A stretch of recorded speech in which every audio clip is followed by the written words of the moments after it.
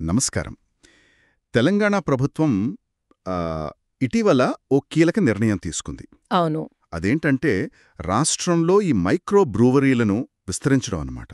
ఉమ్, ఇన్నాళ్ళలో మనం చూస్తే కేవలం హైదరాబాద్కే పరిమితమయ్యాయివి. అవును. అంటే ఈ ఫ్రెష్ బీర్ల తయారీ కేంద్రాలు. అవును, క్రాఫ్ట్ బీర్ అంటారు కదా. అవును, క్రాఫ్ట్ బీర్. అవి ఇకపై రాష్ట్రంలోని మరి ఇతర ముఖ్య నగరాలకు కూడా విస్తరించబోతున్నాయి. ఆ, అసలు ఈ కొత్త విధానమేంటి? దీనివల్ల ఎవరికి లాభం, ఎవరికి నష్టం, మరి ప్రజలు ఏమనుకుంటున్నారు, నిపుణుల అభిప్రాయాలేంటి? ఈరోజు మనం ఈ అంశాన్ని కొంచెం లోతుగా పరిశీలిద్దాం. సరే. తెలంగాణ ఎక్సైజ్ శాఖ నోటిఫికేషన్ ఇచ్చింది కదా, దాని ఆధారంగా మరి వచ్చిన వార్తలు, విశ్లేషణల ఆధారంగా దీన్ని కొంచెం విడమర్చి చూద్దాం. అవును, ఇది నిజంగా ఆసక్తికరమైన పరిణామం. అంటే కేవలం హైదరాబాద్కే ఉన్న ఒక ట్రెండ్ను రాష్ట్రవ్యాప్తం చేయాలనుకోవడం వెనుక అనేక ఆర్థిక, సామాజిక కోణాలు కూడా ముడిపడి ఉంటాయి కదా. అవును. ఈ నిర్ణయం తాలూకు పూర్తి చిత్రాన్ని అర్థం చేసుకోవడమే మన ఈనాటి ప్రయత్నం. సరే, ముందుగా అసలు ఈ కొత్త పాలసీలో ఏముంది, ఏంటి ముఖ్యాంశాలు అది చూద్దాం. చెప్పండి. ప్రధాన మార్పేంటంటే ఇంతకుముందు హైదరాబాద్ అంటే హెచ్ఎండిఏ పరిధి వరకే ఉండేది కదా అనుమతి. అవును, Hyderabad metropolitan development authority. Correct. ఇప్పుడు అలా కాకుండా తెలంగాణ కోర్ అర్బన్ రీజియన్ టీసీయూఆర్ అంటున్నారు. అంటే హైదరాబాదు చుట్టుపక్కల ముఖ్య పట్టణాలతో పాటు కరీంనగర్, మహబూబ్నగర్, నిజామాబాద్, ఆదిలాబాద్, వరంగల్, మరి అలాగే ఖమ్మం, ఈ పెద్ద మున్సిపల్ కార్పొరేషన్ల పరిధిలో కూడా వీటిని ఏర్పాటు చేసుకోవచ్చు. అబ్బో, అంటే చాలా విస్తరించారు.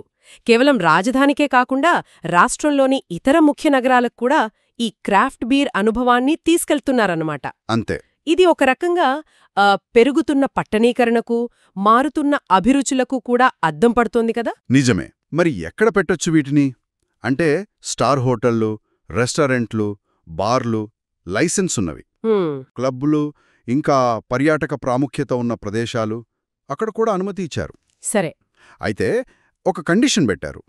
బ్రూవరీ పెట్టాలంటే కనీసం 1000 చదరపడుగుల స్థలం ఉండాలి. ఓకే, స్థలం విషయంలో స్పష్టత ఉంది.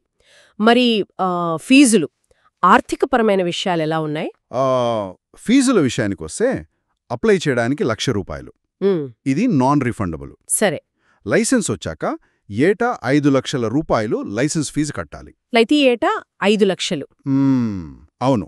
ఇక దరఖాస్తు చేసుకునే విధానం కూడా అంటే టీసీయూఆర్ పరిధిలో అయితే డైరెక్ట్గా హైదరాబాద్లో కమిషనర్ ఆఫీస్లో, ఎక్సైజ్ కమిషనర్. అవును. అదే వేరే కార్పొరేషన్లు అయితే ఆయా జిల్లాల్లో ఉండే డిప్యూటీ కమిషనర్ ఆఫీస్లో అప్లై చేసుకోవాలి. అర్థమైంది. అంటే ఈ మార్పులన్నీ తీసుకురావడానికి ప్రభుత్వం తెలంగాణ మైక్రో బ్రూవరీ రూల్స్ 2015ను సవరించిందనమాట. అవును, 2015 రూల్స్ను సవరించారు. దీనికి మొన్న జులై 2025లో క్యాబినెట్ ఆమోదం కూడా లభించింది కదా. లభించింది. ఆ తర్వాతే ఈ నోటిఫికేషన్ వచ్చింది. అవును. ఇక్కడ మరో ముఖ్యమైన నిబంధన గురించి చెప్పాలి. అంటే మైక్రో బ్రూవరీలో తయారు చేసిన బీరును అక్కడే అమ్మాలి, అదే ప్రాంగణంలో. ఓ, అక్కడే తాగాలంటారా? అవును, అక్కడే వినియోగదారులకు సర్వ్ చేయాలి. అంతేగాని బయటకు బాటిల్స్లో ప్యాక్ చేసి అమ్మడం గానీ, టేకవే ఇవ్వడం గానీ దానికి పర్మిషన్ లేదు. ఈ ఆన్ ప్రిమైసెస్ కన్జంప్షన్ అంటే అక్కడే తాగాలనే నిబంధన ఎందుకు పెట్టారంటారు? దీనికి బహుశా 2 కారణాలుండొచ్చు. ఒకటి, నాణ్యత. అంటే ఫ్రెష్గా అక్కడికక్కడే సర్వ్ చేస్తే ఆ బీర్ టేస్ట్, క్వాలిటీ బావుంటుందని. అవును, ఫ్రెష్నెస్ పోకుండా. అవును.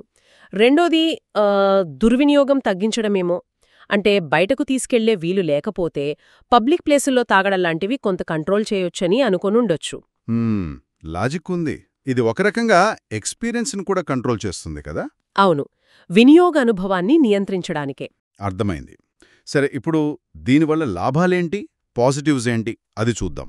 ఇక్కడే అసలు విషయం ఉంది. చెప్పండి. ముఖ్యంగా ఆర్థిక వ్యవస్థకు మంచి బూస్ట్ వస్తుందని అంటున్నారు. ఎలాగంటే కొత్త బ్రూవరీలు పెట్టాలంటే ఇన్వెస్ట్మెంట్స్ వస్తాయి కదా. అవును, పెట్టుబడులొస్తాయి. వాటి నిర్మాణం, నిర్వహణ, వీటిల్లో డైరెక్ట్గా, ఇండైరెక్ట్గా చాలా ఉద్యోగాలొస్తాయి. అలాగే ప్రభుత్వానికి కూడా అంటే లైసెన్స్ ఫీజుల రూపంలో, అమ్మకాలపై పన్నుల రూపంలో ఆదాయం బాగా పెరుగుతుంది. అవును, ఇది ప్రభుత్వానికి ముఖ్యంగా నాన్ ట్యాక్స్ రెవెన్యూ అంటే పన్నేతర ఆదాయం పెంచుకోవడానికి ఇదొక మంచి మార్గం. నిజమే. అంతేకాదు, దీన్ని కేవలం ఆదాయంగానే కాకుండా ఇప్పుడు అందరూ ఎక్స్పీరియన్స్ ఎకానమీ అంటున్నారు కదా. అవును, అనుభవ ఆర్థిక వ్యవస్థ. అవును, అందులో భాగంగా కూడా చూడొచ్చు. అంటే ప్రజలిప్పుడు కేవలం వస్తువులే కాదు, మంచి అనుభవాలను కోరుకుంటున్నారు. ఈ క్రాఫ్ట్ బీర్ కల్చర్ అనేది అలాంటి ఒక అనుభవం.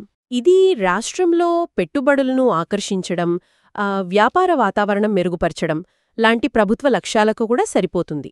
కేవలం ఆర్థికమే కాదు, పర్యాటక రంగానికి, హాస్పిటాలిటీ రంగానికి కూడా ఇది ప్లస్ అంటున్నారు. ఎలాగా?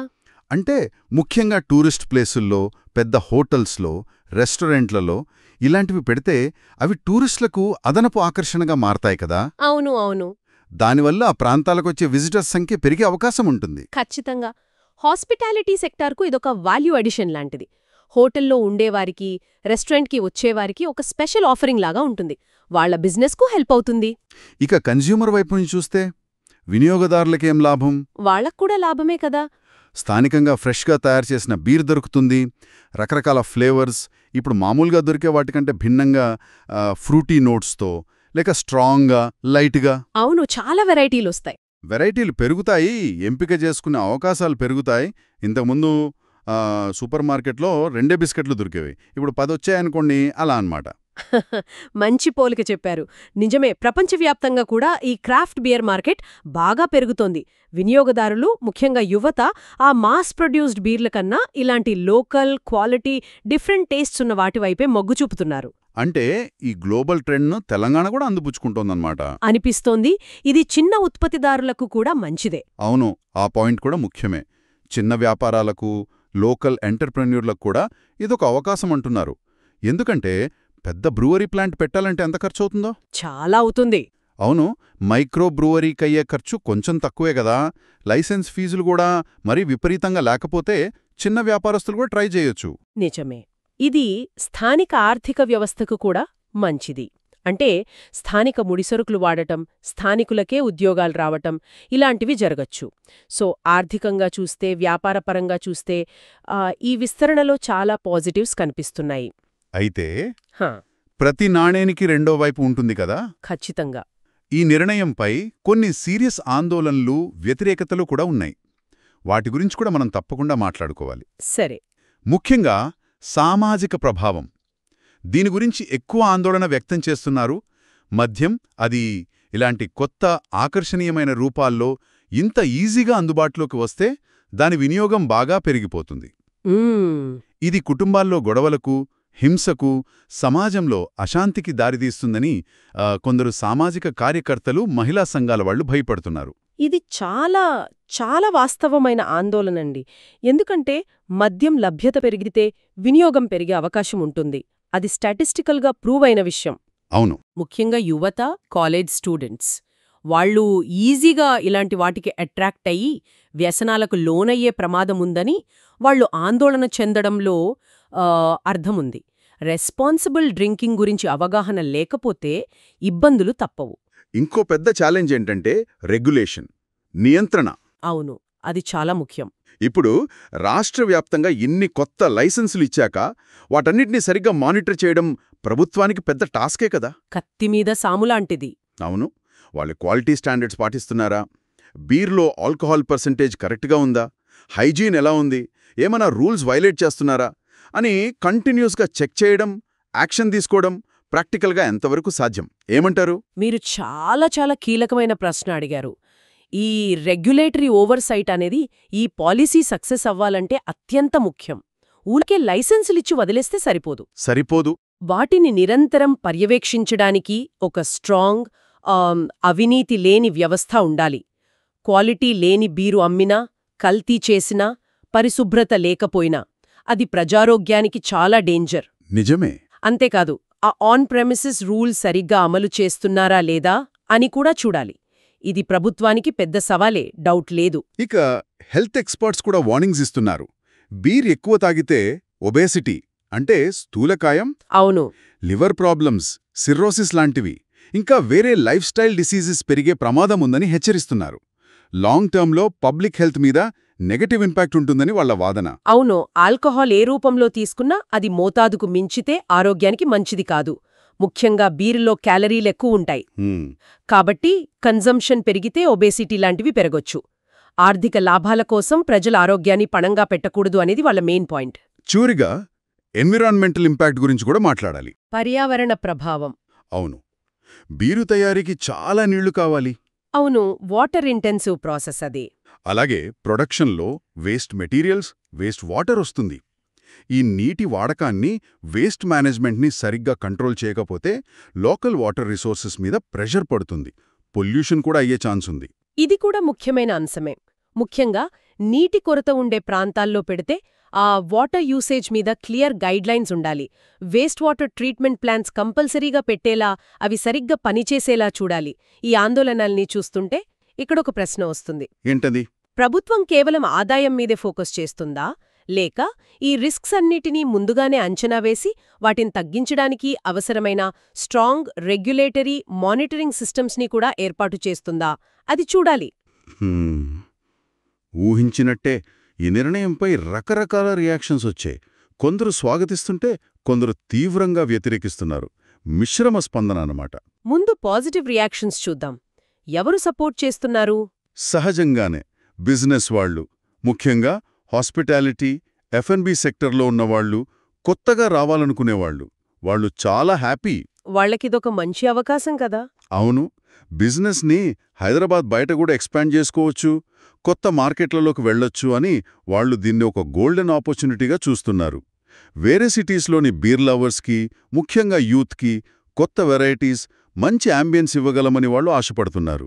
వాళ్ల పాయింట్ ఆఫ్ వ్యూ నుంచి చూస్తే అది కరెక్టే. వ్యాపారానికి, లాభాలకు అవకాశముంటే ఎవరైనా స్వాగతిస్తారు. అలాగే ఎకనామిక్ అనలిస్టులు కూడా ప్రభుత్వానికి ఆదాయం పెరుగుతుంది కదా అని పాజిటివ్గా చూస్తున్నారు. లైసెన్స్ ఫీజులు, ఎక్సైజ్ డ్యూటీ, జీఎస్టీ, వీటి ద్వారా ప్రభుత్వానికి మంచి రెవెన్యూ వస్తుంది. అది స్టేట్ ఫైనాన్సెస్కి హెల్ప్ అవుతుందని అంచనా వేస్తున్నారు. అంటే లెక్కల ప్రకారం ఇది లాభదాయకమే అనిపిస్తోందన్నమాట. ఇక టూరిజం ఇండస్ట్రీ వాళ్ళు కూడా హ్యాపీ. టూరిస్ట్ ప్లేసుల్లో, హోటల్స్లో బ్రూవరీస్ పెడితే ఆ ప్లేసెస్కి ఇంకా అట్రాక్షన్ పెరుగుతుంది. డొమెస్టిక్, ఫారెన్ టూరిస్టులను అట్రాక్ట్ చేయడానికి ఇదొక యాడెడ్ ఫ్యాక్టర్ అవుతుంది. టూరిజం సెక్టర్కి బూస్ట్ వస్తుందని వాళ్ళ అభిప్రాయం. ఇవన్నీ economic growth, business development side నుంచొచ్చిన పాజిటివ్ రెస్పాన్సెస్. మరి నెగటివ్ సైడ్, వ్యతిరేకతలెలా ఉన్నాయి? నెగటివ్ రెస్పాన్సెస్ కూడా అంతే స్ట్రాంగ్గా ఉన్నాయి. ముఖ్యంగా సోషల్ యాక్టివిస్టులు, మహిళా సంఘాలు చాలా గట్టిగా ఆందోళన చెప్తున్నారు. మద్యం ఇంత ఈజీగా, ఇంత అట్రాక్టివ్గా దొరికితే సొసైటీలో క్రైమ్స్ పెరుగుతాయి. ముఖ్యంగా మహిళలపై గృహహింస, సెక్షువల్ హెరాస్మెంట్ లాంటివి ఎక్కువవుతాయని వాళ్లు భయపడుతున్నారు. యువత, స్టూడెంట్స్ వ్యసనాలకు బానిసలైపోతారని ఆవేదన వ్యక్తం చేస్తున్నారు. ఆల్కహాల్ కన్జంప్షన్కి, సోషల్ ప్రాబ్లమ్స్కి, క్రైమ్కి మధ్య లింక్ ఉందని చాలా స్టడీస్ చెప్తున్నాయి కదా. సో ఈ ఆందోళనలను మనం తేలిగ్గా తీసుకోలేం. వాటిలో నిజముండే అవకాశముంది. అపోజిషన్ పార్టీలు కూడా దీన్ని బాగా విమర్శించాయి. ప్రభుత్వం కేవలం డబ్బుల కోసం చూస్తూ ప్రజల ఆరోగ్యాన్ని, కుటుంబాల ప్రశాంతతను, సోషల్ హార్మోనిని పణంగా పెడుతోందని వాళ్లు ఆరోపిస్తున్నారు. ఇది బాధ్యతారాహిత్యం అని అంటున్నారు. గమనిక, ఇక్కడ మేం కేవలం వాళ్ల వాదనలు చెప్తున్నాం, వాటితో ఏకీభవించడం లేదు. ప్రభుత్వ పాలసీలపై విమర్శలు రావడమనేది డెమోక్రసీలో సహజమే. ఇలాంటి భిన్న అభిప్రాయాలు వినిపించడం మంచిదే. ఇక హెల్త్ సెక్టార్ ఎక్స్పర్ట్స్, డాక్టర్లు కూడా తమ కన్సర్న్స్ చెప్పారు. బీర్ లాంటివి ఎక్కువ తాగడం వల్ల ఒబేసిటీ, డయాబెటీస్, బీపీ, లివర్ జబ్బులు ఇలాంటి క్రానిక్ డిసీజెస్ పెరుగుతాయని వార్న్ చేస్తున్నారు. ప్రభుత్వం షార్ట్ టర్మ్ ఎకనామిక్ గెయిన్స్ కన్నా ప్రజల లాంగ్ టర్మ్ హెల్త్కి, వెల్బీయింగ్కి ఎక్కువ ప్రయారిటీ ఇవ్వాలని వాళ్ళు సజెస్ట్ చేస్తున్నారు. చూసారా, ఇక్కడ ఎంత క్లియర్గా రెండు డిఫరెంట్ ఆర్గ్యుమెంట్స్ ఉన్నాయో. ఒకవైపు economic growth, investments, jobs, government revenue, కన్జ్యూమర్కి చాయిస్, ఇవన్నీ ఆకర్షణీయంగా కనిపిస్తున్నాయి. అవును. మరోవైపు సోషల్ ఇంపాక్ట్, యూత్ పాడైపోయే ప్రమాదం, పబ్లిక్ హెల్త్కి రిస్క్, రెగ్యులేషన్లో ఛాలెంజెస్, ఎన్వైర్న్మెంటల్ ఇష్యూస్, ఇలా సీరియస్ కన్సర్న్స్ ఉన్నాయి. ప్రభుత్వం ఈ రెండిటినీ, అంటే ఎకనామిక్ బెనిఫిట్స్ని, సోషల్ రెస్పాన్సిబిలిటీని బ్యాలెన్స్ చేసుకోవడమే అసలైన సవాలు. కాబట్టి మొత్తం మీద చూస్తే ఏమర్థమవుతోంది? మైక్రో బ్రూవరీల విస్తరణ, ఈ పాలసీ పైకి చూస్తే ఆర్థికంగా బాగుంది, మోడర్న్గా, ప్రోగ్రెసివ్గా అనిపించొచ్చు. కొన్ని వర్గాలకిది ఖచ్చితంగా లాభదాయకమే. అవును. కానీ అదే సమయంలో ఇంకోవైపు నుంచి, సమాజంలోని మరో వర్గం నుంచి, హెల్త్ ఎక్స్పర్ట్స్ నుంచి వస్తున్న ఆందోళనలు కూడా అంతే రియల్. వాటిని మనం ఇగ్నోర్ చేయలేము. ముగింపులో చెప్పాలంటే, ఈ పాలసీకి తెలంగాణ రాష్ట్రానికి కొత్త ఆర్థిక అవకాశాలు క్రియేట్ చేసే పొటెన్షియల్ ఉంది. క్రాఫ్ట్ బియర్ మార్కెట్ని పెంచడం ద్వారా కన్జ్యూమర్కి కొత్త ఎక్స్పీరియన్స్, చాయిస్ ఇవ్వగలదు. ఇన్వెస్ట్మెంట్స్ని, జాబ్స్ని అట్రాక్ట్ చేయగలదు. కానీ ఈ బెనిఫిట్స్ రియాలిటీ అవ్వాలంటే అదే సమయంలో వచ్చే సోషల్, హెల్త్, ఎన్వైర్మెంటల్, రెగ్యులేటరీ ఛాలెంజెస్ని ప్రభుత్వం ఎఫెక్టివ్గా డీల్ చేయాలి. ఊరికే పాలసీ అనౌన్స్ చేస్తే సరిపోదు. అవును, అమలు ముఖ్యం. దాన్ని స్ట్రాంగ్గా, ట్రాన్స్పరెంట్గా ఇంప్లిమెంట్ చేయడం, కంటిన్యూయస్గా మానిటర్ చేయడం చాలా అవసరం. ఇది ప్రభుత్వానికి నిజంగా ఒక టైట్ రోప్ వాక్ లాంటిది. ఎకనామిక్ టార్గెట్స్ రీచ్ అవుతూనే ప్రజల లాంగ్ టర్మ్ వెల్ఫేర్ని, సోషల్ హార్మనీని కాపాడడం. సక్సెస్ అంతా ఇంప్లిమెంటేషన్ మీదే ఆధారపడి ఉంటుంది. సరే, ఈ మైక్రో బ్రూవరీల విస్తరణ నిర్ణయంపై ఈ లోతైన పరిశీలనను ఇక్కడితో ముగిద్దాం. దీనిలోని రకరకాల కోణాలను, లాభనష్టాలను, భిన్న వాదనలను మనం వివరంగా చర్చించుకున్నాం. అయితే వెళ్లే ముందు శ్రోతల కోసం ఒక ఆలోచన. చెప్పండి. ఆర్థిక ప్రయోజనాల కోసం ఇలాంటి పాలసీలను ప్రభుత్వాలు తెచ్చినప్పుడు కేవలం చట్టాలు, రూల్స్, ఫైన్లు వేయడం మాత్రమే సరిపోతుందా? లేక మద్యం వాడకం వల్ల వచ్చే చెడు ప్రభావాల గురించి, రెస్పాన్సిబుల్ డ్రింకింగ్ అవసరం గురించి ప్రజల్లో, ముఖ్యంగా యువతలో పెద్ద ఎత్తున అవేర్నెస్ తీసుకురావాల్సిన అవసరం కూడా ఉందా? బిహేవియర్ మార్చడానికి కేవలం రూల్స్ సరిపోతాయా? లేక సోషల్ అవేర్నెస్, ఎడ్యుకేషన్ కూడా అంతే కీలకమా? ఇది ఆలోచించాల్సిన విషయం.